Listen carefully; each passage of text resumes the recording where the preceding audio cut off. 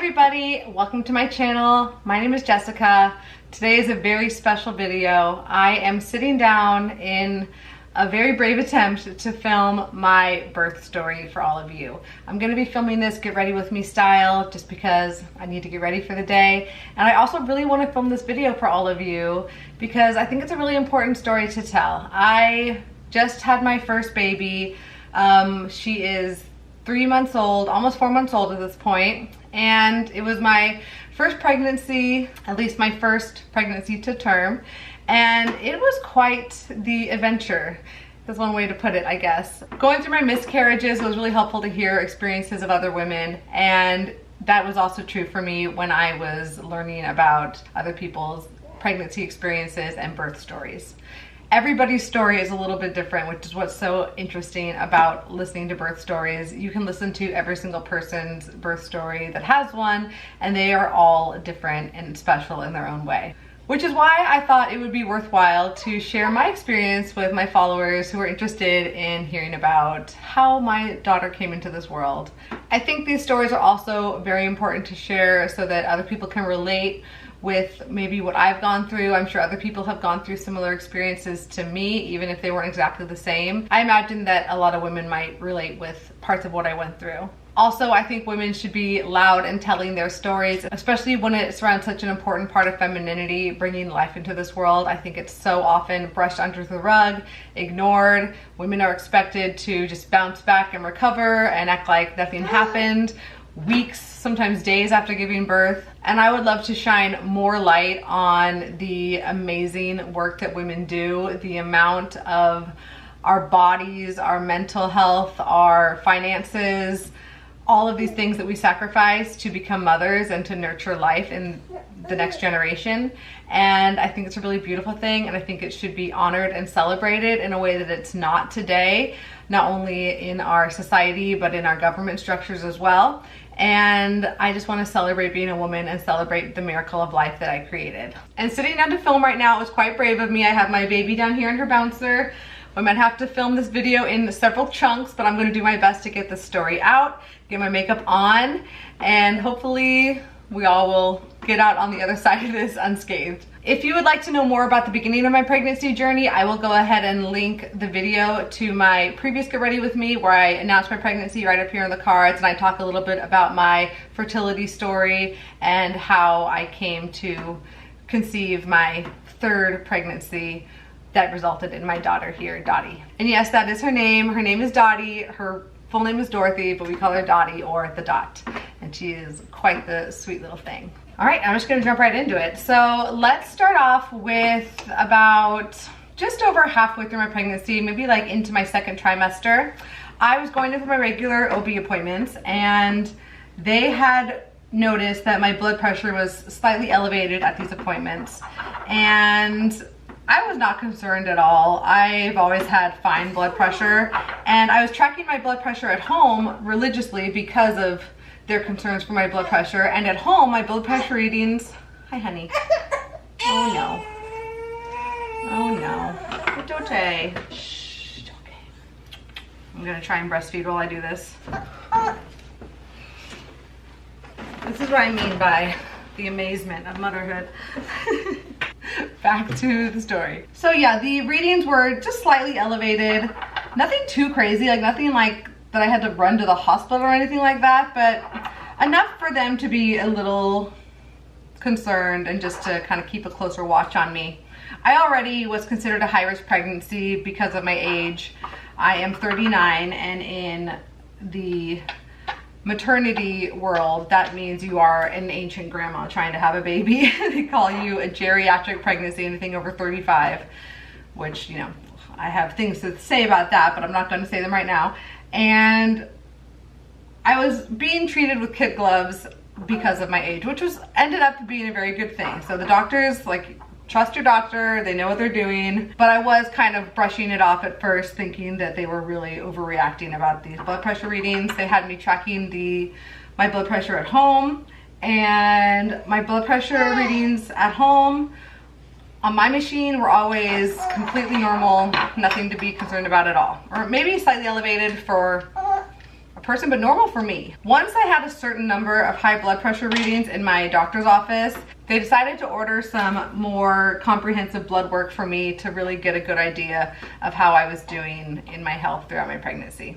I think I'd had like 3 readings in my doctor's office that were higher than they would like to see. Also, I do want to mention that my doctor's office is on the 3rd floor. It's also up a steep hill, so I'd always be a little bit late to my appointments, and I'd be running up the hill and then up the stairs, and then basically as soon as I would get there, they would take my blood pressure. So it does make sense that it was a little bit elevated at that appointment. And also I think once they started like pointing it out, I was getting all this anxiety around having my blood pressure taken. So I think that was also spiking my blood pressure. So I was really just acting like it was no big deal, because to me, I thought it was all circumstantial or white coat syndrome. And the doctors were very adamantly like, no, we need to keep a close eye on you. You could be at risk for preeclampsia. That's like the big thing that they are nervous about in pregnancy, which is for good reason, because it can be very, very dangerous, not only for the baby, but especially for the mother. So I went and got the lab work done, and they did not look good. I knew as soon as the labs came back to my profile on my medical chart that they were not good. I could see that my liver values were very elevated.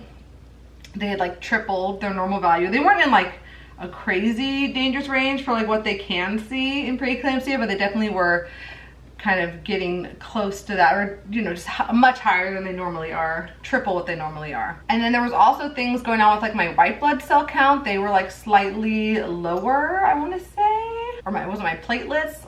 I'm not sure. I'm forgetting the fine details at this point, but there were several factors that were pointing even more towards preeclampsia. Even if it's just like a mild or moderate case, it's still a big deal and still needs to be monitored very closely. So I would say I was diagnosed with preeclampsia right around like 25 or 26 weeks, or maybe 28 weeks, something like that. My lab values came back at around 27 weeks, and I went in for my appointment and I talked about the blood work with my doctor, and she basically suggested that I go on medical leave early, and I just spend the remaining part of my pregnancy resting and taking care of myself and not being in a high stress environment. And as much as I love students and I love teaching, teaching is not a low stress environment, okay? If you know any teachers, then you already know that.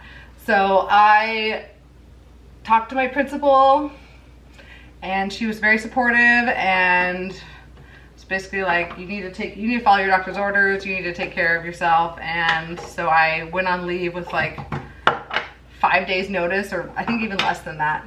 I had already planned to go on maternity leave at 36 weeks and just spend 4 weeks nesting and getting ready for baby. I was going to be induced at 37 weeks regardless because of the preeclampsia. So it just was starting a lot earlier than I thought it would, and that was jarring. I wasn't prepared for that. I had to wrap up everything in my classroom as fast as I could. I had to like write some emergency sub-plans and just send off as much as I could for whoever was stepping into my shoes. It was a mad dash to the finish line, but once I got there, it was so nice just to rest at home. And I did see that my blood levels were improving once I was able to take some time to just rest and focus on my pregnancy. And you know, how amazing, right? That if we give our body a chance to do what it's trying to do, things go a lot more smoothly. I don't think women should be working up until their due date in pregnancy. Maybe if you have a perfectly healthy pregnancy with no complications and you feel up to doing that, like, the more power to you. Maybe you have a desk job, maybe you just feel great and can do that, amazing for you. But for me, it was definitely better for my body just to be able to rest and take care of myself. On top of going on maternity leave or medical leave early, my doctor also really ramped up my monitoring during my pregnancy. In a normal pregnancy, during the 2nd trimester, most of the 3rd trimester, you're getting seen every other week. With the way that my blood pressure and blood labs were looking, my doctor wanted to see me every single week. She also wanted me to have weekly blood labs done to monitor that. And I also was starting to get monitored by a special neonatal clinic and go in twice a week for what they call NST test, which stands for a non-stress test. And if you're not familiar, a non-stress test is where they put monitors on your belly to monitor the baby's heart rate for about 20 to 30 minutes at a time, twice a week, to make sure that things are going nice and smoothly with baby inside and the baby is not going through any stress. So it's just like an extra layer of monitoring for women that are going through high-risk pregnancies. Maybe they had a previous pregnancy that was a high complication, or it's a twin pregnancy, or the mother has gestational diabetes. There can be lots of reasons why doctors ask you to do these NST tests. For me, it was because of my preeclampsia, and just to make sure that the baby is healthy and growing and tolerating the pregnancy and very happy inside, so they can catch anything in case there is something more serious happening. So I'm now on early medical leave.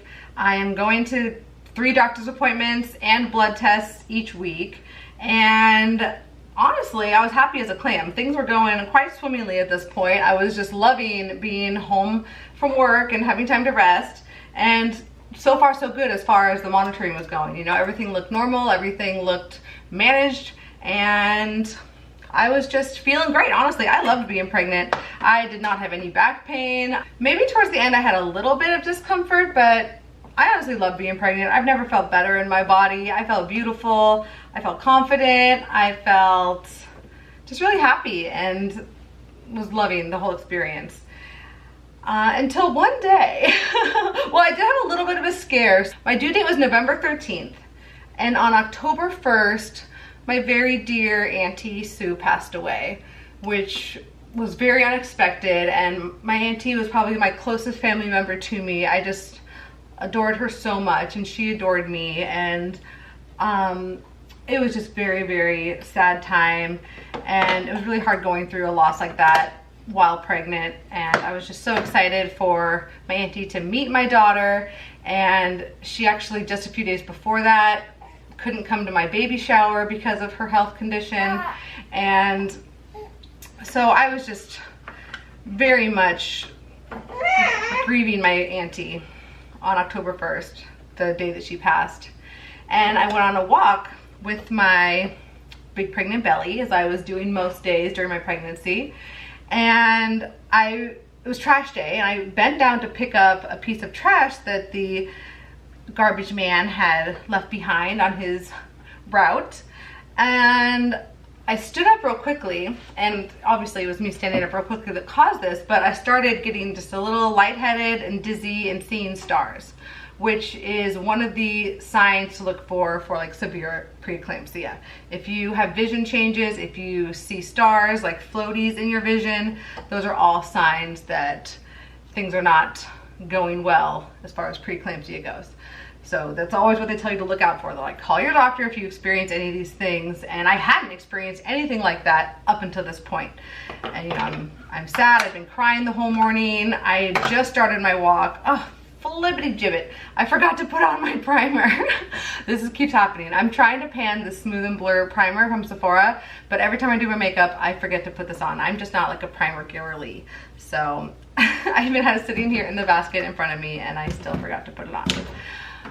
Well, c'est la vie. It's not the end of the world. So this vision change that I experienced only lasted about 10 seconds and went back to normal, but I immediately went back home. I was like, okay, that's not a good sign. I was close to my house. I walked immediately back home, and I took my blood pressure, which was higher than it's ever been. It wasn't like you need to be admitted to the hospital high, but it was concerningly high. The highest that I've ever had a reading either at home or in the clinic. So I immediately start panicking, and I'm home alone. My husband's at work, and my sister had just called, and I was like, she knew what I was going through with all this preeclampsia stuff. And like, she called me to talk about my auntie, but I was just like, hey, like, my blood pressure is out of control right now. I need to call you back. I need to call my doctor. So I kind of like try and calm down for a few minutes, which is like kind of what they tell you to do, like breathe and take another reading. So I took another reading, and it was lower. It was still higher than I've seen before. And I think I took one more reading after that, which was starting to go down, but it was still elevated. So I called my doctor, and I talked to the on-call nurse, and I told her what happened, and also the circumstance of like grieving my aunt and all this. So the nurse on call said that I should go in to the hospital, check into labor and delivery, and be monitored for several hours. So that's what I did. I called my husband at work and I said, I'm going to the hospital.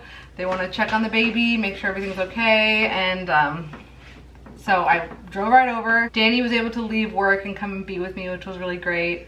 They hooked me up onto the monitors, which are the same monitors that they use for the NSTs, and just had me lay in the hospital bed. They were taking my blood pressure every like 15 minutes and tracking the baby's heart rate and making sure that it was steady. And everything looked good. My blood pressure went back to normal pretty quickly. The baby's heart rate was normal and steady, and I was able to go home, I think, within like 4 or 5 hours of monitoring. Danny and I went out to dinner, went home, and everything was normal, or so we thought. It was just about a week and a half later when I went in for one of my routine non-stress test appointments. And I'm sitting in the chair, and I'm kind of used to the whole routine at this point. You can like hear the baby's heart rate from the monitor when you're sitting for those appointments. And I noticed that all of a sudden her heart rate really slowed down. Like, it was noticeable to me, very noticeable. It basically went from 140 beats per minute down to 60 beats per minute.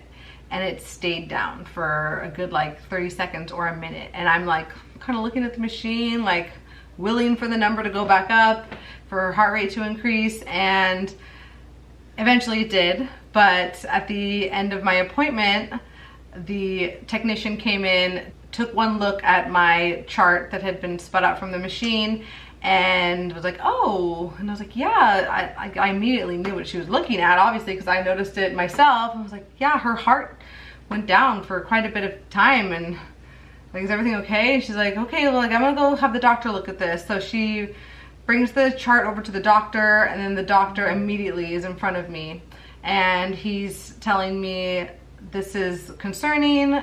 We don't like seeing this on the non-stress tests, and you need to go to the hospital to be monitored for a longer period of time. Basically similar to what I had gone through on October 1st. He said that they would monitor me there at that office, but they were closing soon, and they wanted to monitor me for a longer period of time. So he sent me back over to the hospital, into the labor and delivery ward, to check in and be monitored there. So I do that. I'm going back to the hospital, and I text my husband. I feel like I've already been through this whole charade before. I'm not really that worried about it. I'm thinking I'm gonna go in and be monitored for several hours and then be sent home again. Well, that's not what happened. I went into the hospital. They hooked me up to all the machines, and those decelerations that we were seeing at the non-stress test kept happening. So her resting heart rate was around like 130, 120, something like that. And then it kept dropping down into the 60s, like every hour about. It would have a deceleration and stay down for 30 seconds, 20 seconds, like not a huge amount of time, but long enough for them to be concerned. So every time that would happen, the nurse would come into the room. They had like, a little alarm system on their side of the door that would alert them when the decelerations would happen. The nurse would come in, she would shift my position, maybe like move the monitor a little bit, make sure that it was in the right spot. She would have me move different sides, like from my left side to my right side. If that still was not helping get the baby's heart rate back up, she would have me stand on all fours, or like get on all fours, so the baby's kind of hanging down, and that would sometimes help the heart rate get back up. And then once the heart rate was back up, she would like let me get back into a comfortable position and leave the room again, and so on and so forth. It got to the point where it just kept happening every hour. It was pretty routine, and the doctors made it clear to me that I would not be going home that day, that I would be monitored overnight. So Danny was able to come and be with me after he got off work. He ended up sleeping with me in the hospital, and I'm so grateful that he was there. I almost told him not to come because I was like, oh, I'll be fine, I'm gonna be coming home soon. But no, he needed to be there, and you're gonna find out why very soon. I think you know where this is headed. So that night was probably the worst night I've ever experienced, as far as, no, probably the worst night of my life, honestly, because I didn't get any sleep. First things first, the nurses were waking me up constantly throughout the night because the baby's heart kept decelerating, and I was just trying to get as much sleep as I could. So I just have this like pit in my stomach, this like sinking feeling that something's not right, that my baby is in danger, and I'm just terrified that something's gonna happen to her. It went on like this the entire night, with the nurse coming in almost every hour to adjust me to get the baby's heart back up after deceleration. And these decels just kept getting closer together and for longer periods of time, and it was really, really scary. I was up for most of the night, and then finally around like 6 a.m. I was able to fall asleep and get like, I was also really uncomfortable, like just laying in that bed was really hurting my back. Danny was like rubbing my back every hour. I kept asking him to come over and just like relieve some of my muscle aches from being in that hospital bed and being in these weird positions. Like it hurt more than it ever has before pregnant, just because I had to be laying in that bed attached to those monitors the whole time. So I finally fall asleep around 6 a.m. and I get like a good chunk of sleep. I'm like really sleeping totally out cold. And then all of a sudden I'm woken up to these like beeping monitors. There's a nurse like in my face, like inches away from my face, telling me to move my position like now. And I like wake up and I'm just like totally caught off guard, and the room is filled with nurses. There's like 5 or 6 women in there, and they're like calling the doctor, and she rushes in the room. My OBGYN happened to be there at the hospital that day, which was great to see someone who knew me. And they're like, you need to get up, you need to get on all fours. They're trying to find the baby's heart rate. They found like a really low heart rate. I think it was like in the 80s, and they're like, oh no, that's the mother's heart rate. I could like hear them talking to each other, trying to find the baby's heart rate. They do eventually find the baby's heart rate, and it's lower than it's been, and it's also stayed low for a scary long amount of time.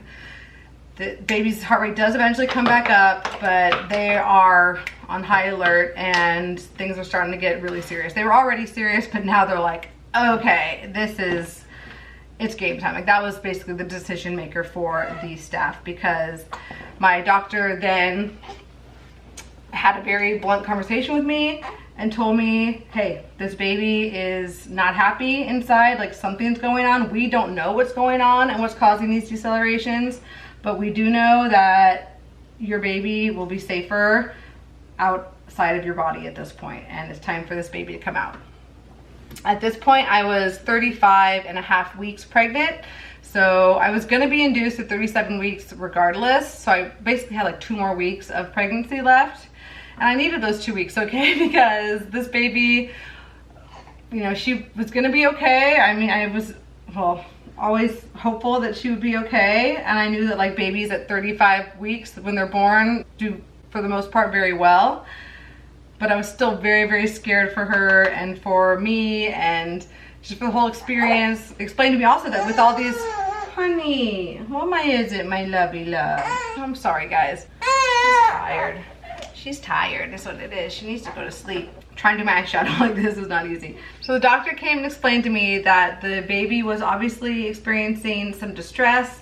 The baby was not happy. We don't know what's going on exactly, but we do know that the baby was struggling. And because of that, the baby would not tolerate a long labor, especially not an induced labor like I was going to be going through. And ultimately, the safest thing to do was to deliver the baby via C-section as soon as possible.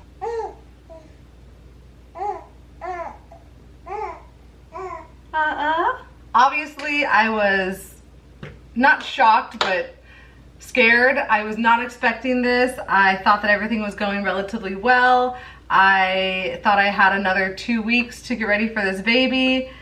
I had left like things on the counter. I was in the middle of cooking a big postpartum freezer meal project, and I had to drop everything and get ready to become a mom because this baby was coming that day. They basically wanted to get me in as soon as possible. They were kind of trying to juggle me and another mom who had to have an emergency C-section. And at around 10 a.m. they came in to tell me that at 12 noon I would be going in for surgery and this baby was being delivered. In the meantime, they had the pediatrician on staff come into my room and kind of prepare me for giving birth to a premature baby. He ran me through all of the possible scenarios, all of the complications that I could expect, and kind of gave me like a broad overview of what could happen, but also like kind of the best case scenario and the worst case scenario. He honestly made it seem like these babies do really, really well at 35 weeks, that this wasn't gonna be a big deal. The baby might have to go to the NICU for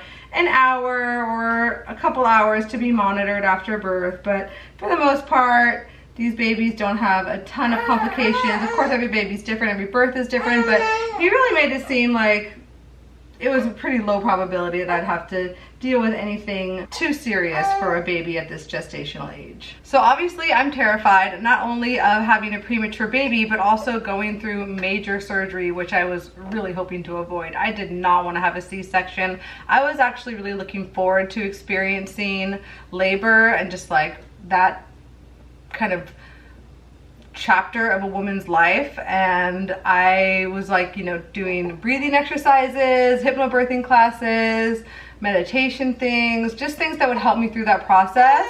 And I was preparing my body, I was preparing myself mentally, and I was excited to take on that challenge as a woman.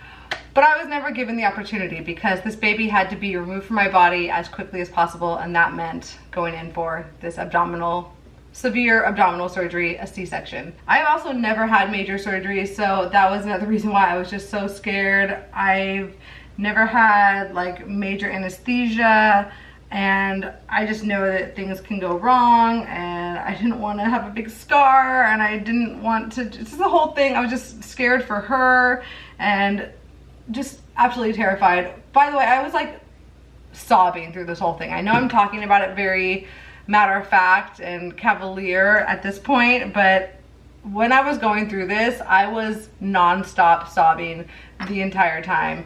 So they're prepping me for surgery. I'm literally like tears flowing down my face. Danny's holding my hand and being the brave face for me. They start like kind of prepping me for the surgery, telling me what to expect, and I'm just like taking it all in. There's so much information. There's like 3 different doctors coming in and talking to me. There's the OBGYN coming to talk to me about the baby. To talk about me and the baby, and then the pediatrician coming in to talk to me about the baby, and then the anesthesiologist coming to talk to me about the C-section. And it's just a lot of information, a lot of people, a lot to take in. Obviously, I'm like going through so much because I'm about to become a mother, but also just like this big medical event in my life. And this is the biggest day of my life. Like, I've never had a day like this that I've experienced anything close to this. So they prepped me for surgery. They walked me in. It was so just, how do I explain it? Like, it was very, I felt like it was like an out-of-body experience. Like I was watching my life as it happened, because I'm walked into this big operating room. It's like this giant white room, just like filled with machines and so many doctors. There's probably like 12 doctors and nurses and staff inside this room, all for me, all for this surgery. And like I said, I've never had surgery before, and I was just kind of taking it all in, of this like experience of what it's like to be in a medical situation like this and to be awake for it. Oh no, Jessica. I just put like big dark eyeshadow on my inner corner. How embarrassing. I'm gonna buff that away. It's hard to do your makeup and tell like such an intense story like this and take care of an infant at the same time. Are you falling asleep? Editing Jessica cutting in here, I am working on this behemoth of a video, and I realized that I forgot one of my favorite parts of the story, because at this moment, they had prepared me before going into surgery that I could play music on my phone if I wanted to. Like, I had my phone with me, was texting family and Danny like up until the moment of going into surgery, and then they invited me to play music on my phone. And I'm sure that there are moms out there, and yes, I'm currently breastfeeding right now as well, nonstop. So I'm sure there's moms out there that have like their playlists that have plans for the exact song that they want playing when their baby comes into the world. I did not have that. I was going to make a labor playlist that had a lot of like women empowerment songs, like think I'm a Survivor, Destiny's Child, things like that. So, hello, you're looking at me. You're looking at me.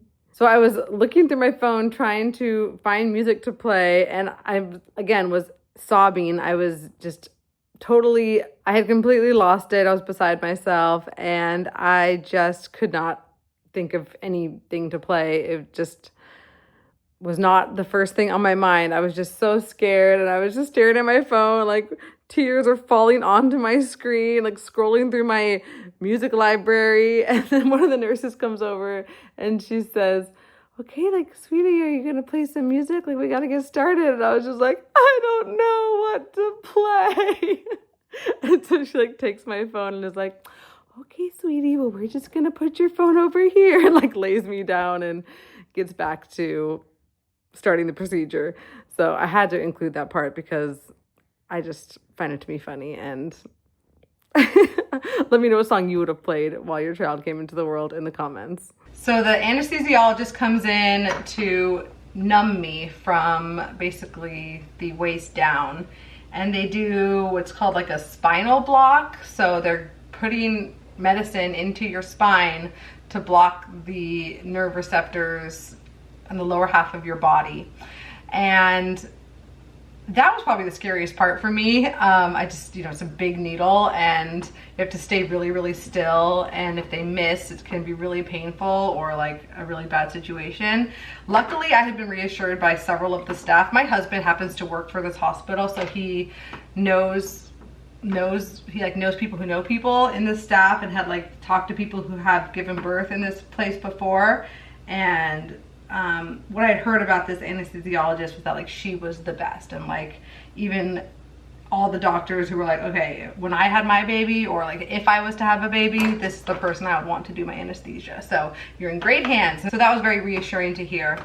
So she gets the medicine in me, and they immediately like get my legs up on the gurney, and like, I guess it's the operating table, and they split my arms out and they've got like medicine going in each arm, and my legs start to feel tingly and numb. And that's when they put up the sheet and they start going to town. They like test my body to make sure I can't feel anything, and it's go time. Danny was in the room with me. He was up at the front next to my head, but he was able to like lean over and watch everything that was happening. And Danny's like really into that kind of stuff. He is a doctor type himself. He's a physical therapist, but he like went through anatomy lab and like is really interested in the medical process and knows a lot about the medical field. So he was like super interested to watch the whole process, and he did. He said he like saw each and every step, each layer of my body that they cut through. He said he saw my intestines. Sorry if that's too much information, but I'm kind of into that kind of stuff too. I'm like interested in the human body and that kind of stuff. Like it grosses me out to a degree, but I'm also like fascinated by it. The hardest part for the C-section is where they like basically push the baby out, which I didn't know that they did, but there's a nurse like up near my front, like kind of like just below my bust, and she warned me. She's like, it's gonna feel like there's an elephant sitting on your chest. And so once I was all opened up and they could see the baby and they had the uterine wall open, this nurse like literally puts her entire body weight on my rib cage and kind of pushes the baby out from the hole that they've created.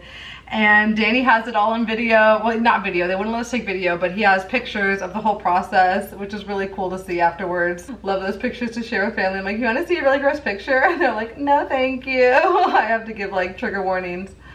Oh my gosh, I just fucked up my brow. Whatever. This is just makeup for video, not anything else. I'm just so terrified during this whole process that like something's wrong with the baby. And Danny's just being so sweet and reassuring me.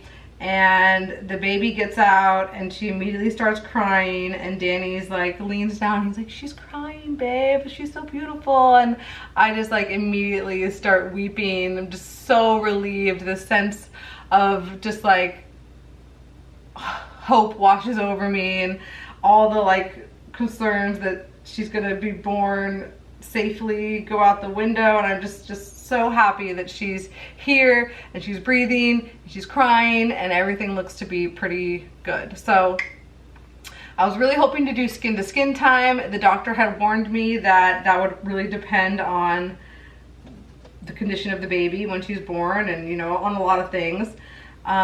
So with my case, they like lift her over the sheet. I can see her. I'm just like so happy, so relieved. But they bring her over to the table to like examine her closely, like check her heart rate and her breathing rate and all these things, because of the distress that she was in right before delivery. They had to take like a really close look at her and make sure that everything was good. And it turned out things were not so good.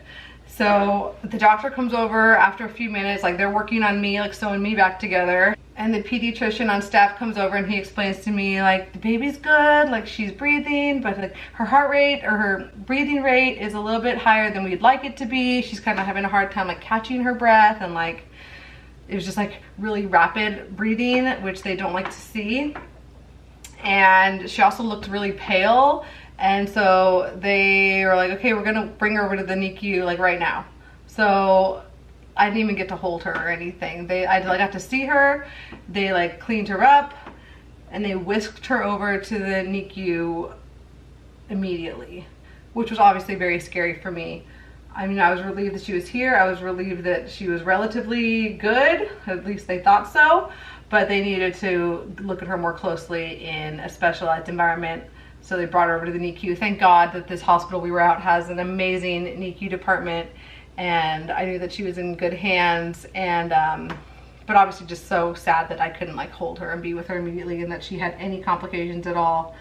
And they asked me like, do you want Danny to go with the baby? Do you want him to stay with you?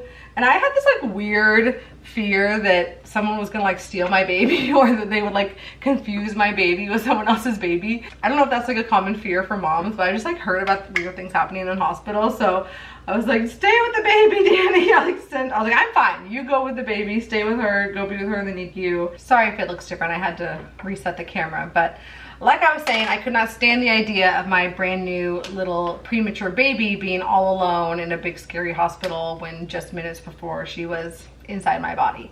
That was a very scary feeling for me. I'm sure it is for a lot of mothers in my situation, or probably all mothers in my situation. So they sent Danny to the NICU with the baby. They sewed me up, and then they had to bring me into a surgery recovery room to be monitored for 2 hours after my surgery, while my feeling starts to come back in my legs, and while, you know, just to see how everything went from the surgery, make sure that I'm doing okay. So they bring me to that room, and it was really funny. They had on I remember my doctor talking about my placenta during the surgery. I could like hear her talking to the other nurses and doctors, commenting on my placenta, because, you know, after they deliver the baby, they then have to deliver the placenta, and with a cesarean section, it's very straightforward. They're just like peeling it off of the uterine wall. And she was remarking about how my placenta was like kind of strange looking, and also just like really like sticky and like hard to remove, and also like unusually large. Like she was flabbergasted at how large my placenta was. And this woman has seen a lot of placentas, you know, that is her bread and butter, is delivering babies. That's what she does. And for her to think that my placenta was remarkable definitely raised a flag for me. So as they're whisking me to the recovery room, there's this giant biohazard bucket on my hospital bed that they're wheeling me around on. And in my like drowsy post-surgery state, I like look at it and I'm like, is that my placenta? And they're like, yep. And I'm like, okay. Just like wheeling around on the hospital bed is my placenta in a bucket. I really wish I got to see it. I wish I had asked to look at it, but no one offered, so never got to see it. Just had to take their word for it. Oh, I also want to mention real quick that I had so many plans in the week before my induction. I had a maternity photo shoot scheduled. I had a dress ordered. I was going to get my hair done. I had all these big plans laid out to prepare for this baby coming and to like celebrate those last few weeks of pregnancy that never got to happen. So I was really mourning that as well. I was mourning that I never got to experience my labor, and I never got to have those like special pregnancy moments that I had planned to have right before giving birth. So that was really sad for me as well. So I'm in the recovery room. Everything's looking good as far as I'm concerned, and I'm not really hearing anything about the baby until Danny comes and joins me in the recovery room, and he's like, the baby's great, she's doing wonderful, like there's just a few things that they're looking at, blah blah blah. And I was like happy to see him, but I was also like, okay, now I need to go be with the baby. Like, forget me, go be with the baby, please. So I sent him back to the NICU to be with her until I could join them in the NICU. So after my 2 hours in the recovery, they tell me that they can wheel me to the NICU on my way to my post-delivery room, or I guess they call it like the mom and baby unit. And they're like, okay, on our way, we can swing you by the NICU, you can say hi to your baby, and then we'll bring you to your room. So they bring me over. and I see my baby, and she is connected to all these machines. She has a CPAP machine to breathe through. She has all these like monitors connected to her heart and lungs, and she has IVs going into her arm and a hat on, and I can barely even see the poor thing. And you can imagine how that made me feel. Like I never had that special golden moment with my baby when she was born where you get to hold her to your chest. She was whisked away to the NICU, and my first time really seeing her was connected to all these machines and in an incubator essentially. So that was another just traumatic part of that experience for me. Of course I was so happy she was here and happy she was alive and relatively healthy, but you know, just was mourning that special moment of delivering my baby that a lot of mothers hope for. While I was in the NICU with her, they let me hold her for a few minutes, maybe like 5 minutes. I was able to hold her. I wasn't able to do skin to skin because of all the monitors and machines that she was attached to, but I was able to hold her, and we took our first picture together as a family.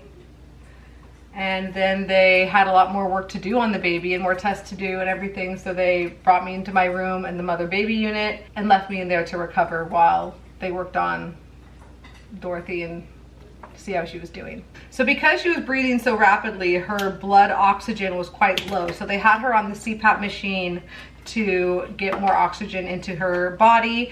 And after doing some blood tests, they found that she was extremely anemic. I forgot to mention that when they delivered her, her umbilical cord was wrapped around her neck like 3 or 4 times. They also told me that her umbilical cord was like crazy long and crazy big. Maybe that had a relation to my large placenta. It also had a large umbilical cord, but the umbilical cord was wrapped around her neck very tightly. It was like an effort for them to get it removed. So that could have accounted or been responsible for the decelerations we were seeing in her heart rate. It seemed to be that there was a lot of contributing factors to the issues that she was dealing with. And it was really hard to nail down what was happening in the moment. They were just trying to kind of fix what they could. With her blood work, they found that she was extremely anemic.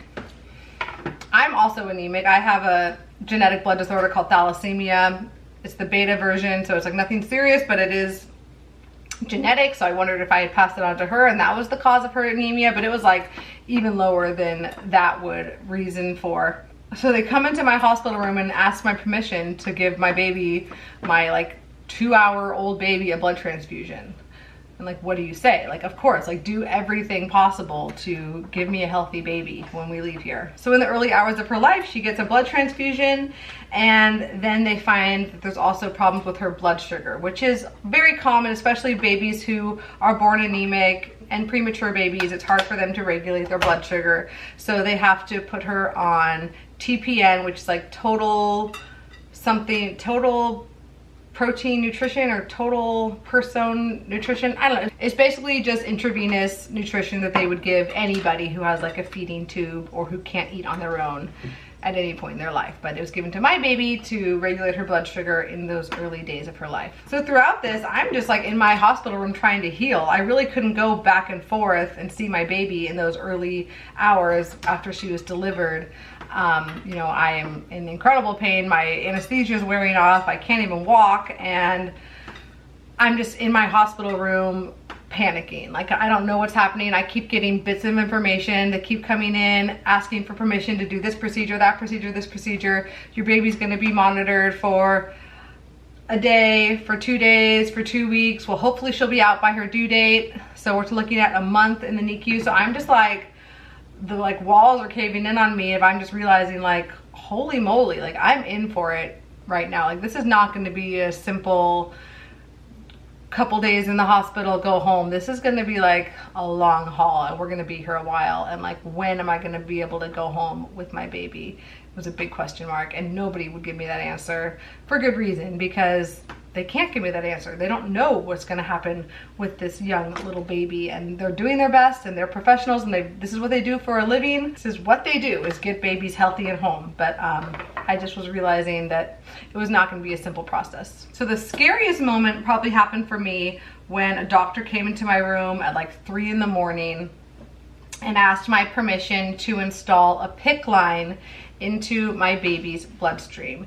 And a PICC line is like a very deep intravenous line that essentially goes from the baby's arm all the way through her veins into her heart, where they can more directly administer stronger medicines. And in this case, it was a stronger concentration of the TPN that they needed to give to her to regulate her blood sugar. And they told me that this procedure can definitely have some risks. I mean, they are feeding a tube from her arm into her heart. Like, obviously things can go wrong. So they made that very clear to me. They're like, you know, we have a very skilled nurse who's doing this. She does it all the time, but like there are risks associated with it. But in this situation, we really believe that the risk is worth the reward. Like, this is really gonna help your baby, and we think that this is the best course of action. Like, do you wanna do this? And I'm like, of course, like, doctors, do your thing. Take care of my baby. So that was when I really started to freak out, though, because they had told me that there were some risks associated with it, and then it ended up taking them like a long time to actually do the procedure. And I was told that they would like contact me once the procedure was done, but then they never contacted me. I was just waiting to hear from them, and I didn't know if the procedure had gone well or if at all, and like if anything had happened. I was just like literally panicking in my hospital room, like about to hyperventilate. And thank God there was this one nurse who I absolutely loved. Her name was Jody. Shout out to Jody. She was like, forget this medicine, forget anything else. Like, I'm gonna go to the NICU right now and check on your baby. And so she ran over. The NICU was just across the hall. It was really close to the mama baby unit. And she comes back and she's like, everything is fine. They were able to get the PICC line installed. Dorothy's doing great, everything's fine. So I'm just immediately like, when can I see my baby? I've just been waiting this whole time, because like they wouldn't let me go when they were in the interim before they've got the PICC line installed. Apparently that's not a procedure they want parents to see or be a part of. So they're like, okay, once your baby is settled with her PICC line, you can go and see your baby. So finally, I would say it was like close to 24 hours since giving birth, I was able to go back to the NICU and hold my baby and get skin to skin.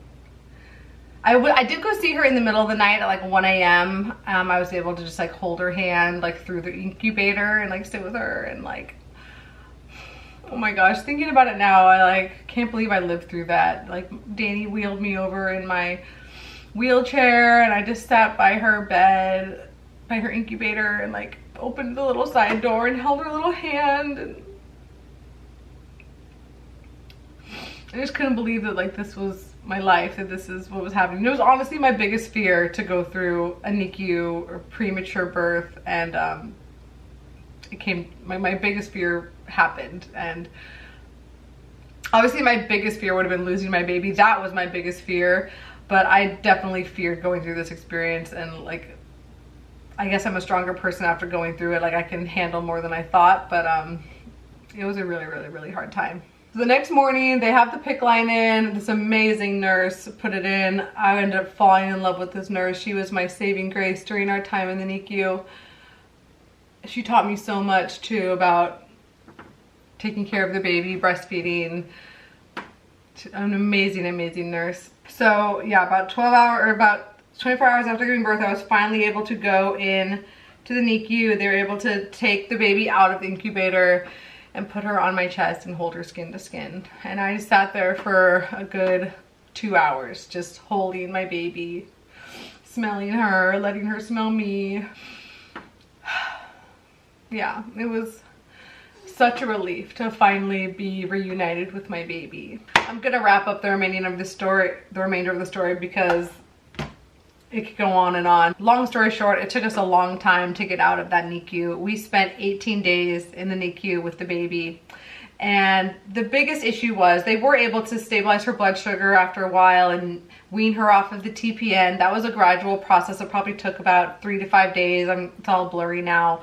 But actually she was able to get off the TPN pretty quickly, relatively, and was then almost exclusively on my breast milk that I was pumping. And that was a whole other story. Because my baby was away from me in the NICU, I had to get very acquainted with the hospital pump, and I spent such a long time pumping and pumping and pumping for this baby. That was like the only thing I could do. You know, I just felt so powerless. So I just did what I could to be there with her at every feeding, to hold her as much as possible, to be as involved with her care as I possibly could be, and to pump my milk for my baby so that I could feed her in whatever way possible. The biggest problem with her is that she was just premature. Once they got the blood levels back up, they think that the blood loss was due to the umbilical cord being wrapped up around her neck, maybe in combination with my strange placenta. But babies born before 37 weeks, they call them late preterm babies. That's what they're called. And I quickly became acquainted with the lactation consultant there to help me start pumping for my baby and establish my milk supply. And she kind of prepared me for what was to come with my daughter. She explained to me that these late preterm babies are what they call in the NICU world the great pretenders, because they look like full-term babies, but they don't act like full-term babies. And it's in those last weeks of gestation that brain development that leads to the sucking and eating reflex develops. So these babies that are born before 37 weeks, they don't know how to suck. They don't know how to eat. They're also very, very sleepy at this age. They want to sleep all the time, and it can be difficult to wake them for feeding, which obviously can be really dangerous with such a little baby, right? So that was another reason. Once they weaned her off the TPN, they still had to feed her through a gastrointestinal tube. It's like a tube that goes from her into her nose, like into her stomach. So they were feeding her my milk through that tube. We were also trying to bottle feed her and breastfeed her in combination, but that, like they kept explaining to me, is like running a marathon for a baby of that age. It's a huge effort for them to try and eat from a bottle, to learn how to suck. It just completely wipes them out. So maybe only every other feeding we were able to even attempt to feed her a bottle or breastfeed her. And we mainly focused on bottle feeding, because at least with that we can know exactly how much she was getting compared to breastfeeding, where it was like a total guess, and we weren't really sure how successful the feedings were going. So the next 2.5 weeks, the next 18 days, were us just working with our baby and waiting for her to develop those reflexes and learning how to eat, as well as be more awake and present in the world. It's easy to forget that even at 36 weeks, this baby should still be inside me. This baby should still have 4 more weeks of development inside of my body. And that was not given to her. So she needed that time to catch up and learn how to be in the world and just develop enough to a point where we could get her home and take care of her outside of the hospital setting. And I also want to say that I really had to advocate for myself and my baby. Being there for 18 days, Danny and I were solely at the hospital. We did not leave the hospital for at least a week. We were so lucky that we were granted I'm blanking on the name, but we were granted a free room to stay in the mama and baby unit while our baby was in the hospital. I think it might have been a slower time. There weren't a ton of births happening. There were a lot of empty rooms in mama and baby unit, so we were given a complimentary room to stay in while our baby was in the NICU, as space allowed. So if they filled up, we could have gotten evicted at any moment, but we were so lucky that the entire 18 days our baby was in the NICU, we were able to stay in the hospital with her, which definitely was, you know, bittersweet. It was hard being in the hospital for that long. We finally were able to like leave for a couple hours at a time and go home and check on our cats and just like sit on our couch and have like a few hours of normalcy. But honestly, it didn't help me. It was harder for me to leave the hospital. As soon as I would come home and be in my house, I would start weeping because my baby wasn't there. My baby was my baby was a couple miles away.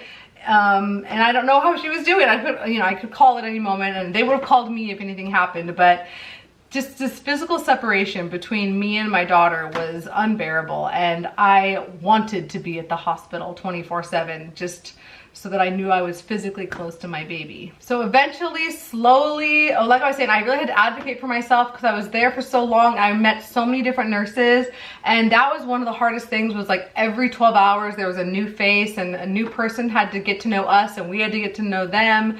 And some were better than others, and some I clicked with better than others. And some of them would like treat me like it was my first day in the NICU, and I kind of had to teach them. I'm like, no, I've been here for 12 days now. Like, this is what we've been doing. This is our routine. This is what we've done so far. This is what we're working on, you know? So I had to like redo that every 12 hours, every time there was a new face in the room. And also I was completely sleep deprived. Obviously it's normal for a new mom to be sleep deprived, but at least they're in their own bed. I was going back and forth from my hospital room in mom and baby unit to the NICU room every 3 hours to participate in every feed. Even if they were doing the nasal feed, the tube, most of her feedings, I wanted to hold her while we were doing that, or try for the bottle for a couple ounces or milliliters really, and then whatever was left over they would feed her through the tube. And so Danny and I were very involved, very hands-on in her care in the NICU. We were changing diapers every 3 hours. We were taking her temperature. We were being as involved in her care as they would let us, and just like being with our baby and bonding with her as best we could in this NICU environment. And I will say that the NICU nurses and staff were amazing. They were so supportive, and just most of them were just so caring and really helped us through such a difficult time. We did have like one run-in with a nurse that I just did not click with at all, and I actually went to the head nurse, the charge nurse, and asked her to be taken off my daughter's care because, you know, of all the faces I saw, like there was something off with this one. At least maybe it was a personality clash, I don't know, but it was already a hard enough situation as it was, and this person just wasn't making it easier for me. So I was like, no thank you, don't want to see her again. And they were very understanding and granted that wish for us. But other than that, everyone was so amazing, and it was like a little family there in the NICU, and it really made the best out of a really terrible and traumatizing situation. And in the big picture, I have to consider myself lucky. Like, there were so many babies that were worse off, and she was good. Like, honestly, she was doing really, really well. It was me who was falling apart and just like really going through an emotional whirlwind, but she was under the best care. She was stable, and it just was a waiting game. It just took time, and I had to be patient, and that was the hardest part. It was also difficult with just like updating everybody, family and friends, and like retelling the same stories, or like people asking for updates, and I really didn't have any updates at some points because it was just such a slow process. I'm like, we're just still waiting for her to wake up more and be more alert and to eat better. And at the same time, I could not have done this without the support of my friends and family. I had so many friends that brought us food, sent us DoorDash money, sent us flowers, came and visited, sent us messages, prayers. It was really beautiful and amazing to see the community that showed up for us during this extremely challenging and special and beautiful time in mine and my husband's and our family's life. And I don't know what I could have done without them. Okay, wrapping it up, we were there for 18 days. Towards the end, we had to go through all these like check off lists to get her out of the NICU. I swear, once your baby's in the NICU, it is like a tug of war to get them out, because they have all these special parameters to meet that like a normal full-term baby wouldn't have to go through. I understand it's for a very good reason, but in the storm, when I was stuck in this mess, it felt like eternity. It felt like so many loops of fire that I had to jump through, but we jumped through all of them. She had to pass a car seat safety test, where she had to sit in a car seat for 90 minutes without having any respiratory or cardiac events. She had to get all these like special vaccines and immunizations because she was a high-risk baby being preterm. We had to like learn special supplements to put into my breast milk to help with her weight gain, and just like kind of extra steps that a normal baby wouldn't have to go through, or a full-term baby. We were able to do all that, and after 18 days, we finally were able to bring our baby home, and we really did have to push for it. We had a very conservative NICU doctor. Like I said, that's their job, but I really had to believe in my baby and kind of advocate for her and put pressure on them, and removing the tube from her nose was like a whole thing. I told the doctor, she's ready, let's go for it. They're really concerned with the baby not taking enough nutrition from the bottle and then getting dehydrated. So she's like, okay, we'll try it, but if she doesn't take a certain amount at 2 consecutive feedings, we're putting it back in. Like, you have to understand that. And I was just like, totally, I understand it. Let's give it a try. So we had to do that for, I think, 48 hours. She had to eat successfully for 48 hours after having the tube removed.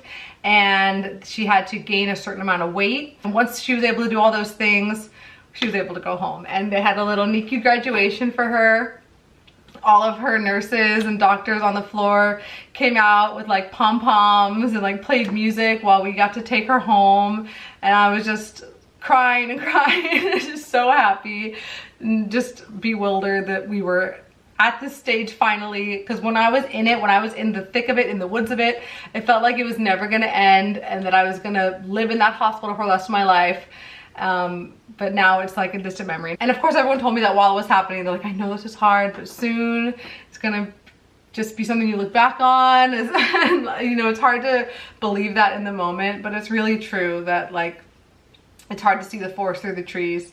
But now that she's home and healthy and everything turned out well, I'm just so grateful that she had such wonderful care and that my baby was delivered here safely, because I can't even imagine what would have happened if I wasn't being closely monitored with these NSTs, if they hadn't done my blood work and noticed their preeclampsia, if they'd allowed me just to brush off my high blood pressure ratings. Like, I don't even want to think about what could have happened, but I might not be here with my beautiful baby like I am today. So now I'm home, I'm on maternity leave. This baby is going to be 4 months old in just a couple days. And technically she's 3 months old, like her adjusted age is 3 months, so that's kind of the milestones that I'm going on, but her birth age is 4 months. It's kind of funny with premature babies, there's kind of 2 ages that you keep track of, at least for a while. Once she reaches like a year old, year and a half, that's gonna be a lot less important. But if you are a mom, you know that there's a big difference between a 2-month-old and 3-month-old, or a 3-month-old and a 4-month-old. So I kind of have to think about those things as I'm watching her progress and tracking the amazing milestones that she's reaching each and every day. Oh, and one other thing I forgot to mention. Remember I mentioned that my placenta was very large and abnormal. So they sent my placenta for pathology to have a closer look at it. And they immediately thought that like something was weird about it. They really couldn't even tell what it was. They sent it even further off to Stanford for closer examination. And they got a report back probably about a month after giving birth. But the pathology from Stanford stated that I had a very rare type of pregnancy called a complete hydatidiform mole, which is a type of molar pregnancy. And a molar pregnancy, I'm not going to go into like the science of it right here because honestly I don't even fully understand it, but it's something to do with an egg that is empty, it like doesn't have any DNA, being fertilized by a sperm. So there's only like half the amount of DNA in the zygote that's resulting. Is that what it's called? The zygote? The fertilized egg only has half the amount of DNA, so obviously that's not going to result in a viable pregnancy. But I did result in a viable pregnancy. Basically what can happen with these molar pregnancies is that they keep replicating and then can lead to tumors and tumors growth. Normally this is identified during a ultrasound. They can see the placenta looks strange or something like that. Please forgive me, like do not take any of this as medical information. But long story short, because I have a baby as a result of this strange pregnancy, what their best guess is that this was a twin pregnancy where one of the eggs was fully fertilized, had both sets of DNA and resulted in this little girl that we have here, and that the other pregnancy was this molar pregnancy that this baby developed basically alongside of. They both were coming off of the same placenta. So part of the placenta was part of this molar pregnancy, which led to this like overgrowth of the placenta. And then the other part of the placenta was the healthy placenta that was feeding this baby. So that also could have contributed to my preeclampsia. It also could have contributed to the complications that I was having and potentially the complications and the distress that she was experiencing in utero, in combination with the wrapping of the umbilical cord around her neck, which wasn't the definitive cause of the complications, because like a lot of babies have umbilical cords wrapped around their necks. So I don't know if it was the severity of hers wrapped around her neck in combination with the molar pregnancy, in combination with the preeclampsia. It's really confusing to me, like what came first, the chicken or the egg. All I know is that this baby's a flipping miracle, and I'm just so happy and blessed that she is here and healthy and happy, and we are a family, and Danny and I's dream has come true of becoming parents and having a family together. But apparently this is extremely rare to happen.